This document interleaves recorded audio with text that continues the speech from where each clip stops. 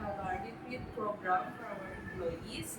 Pura Coffee is already almost 5 years na po sa industry, sa food and beverage industry.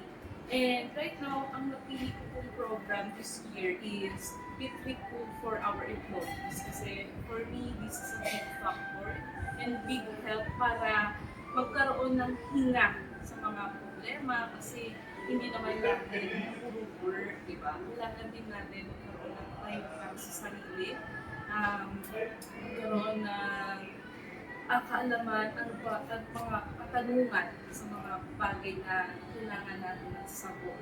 And ngayon, nandito din kami para din magkaroon kami ng paghinga, yung rest kung tatawagin, para meron kaming bago kami umalis dito sa lugar na to, sana ay may maiwan kami mga excess package.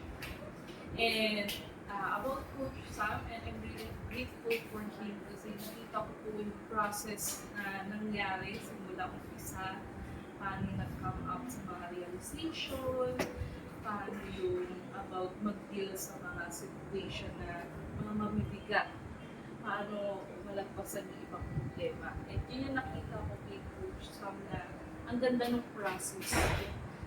Nag-evolve talaga siya na from kasiyahan, mga activities, hanggang nag-share na sila ng kanya-kanyang problema pagdating ng gabi, and doon ko na-feel yung vulnerable ng mga employees namin, yung mga pinagdadaanan nila. Bakit sila nagtatrabaho, yung mga bigat ng responsibilidad sa buhay, sa pamilya, sa estudyante, lahat yun na pakinggan ko. Masaya at malungkot din. Masaya kasi narinig ko na nag-open sila and hindi sila ina-assume nila dito sa retreat na to. Malungkot kasi nga, ganito yung mga pinagdadaanan nila despite na nakikita mo sila, and grabe yung mga pinagdadaanan nila.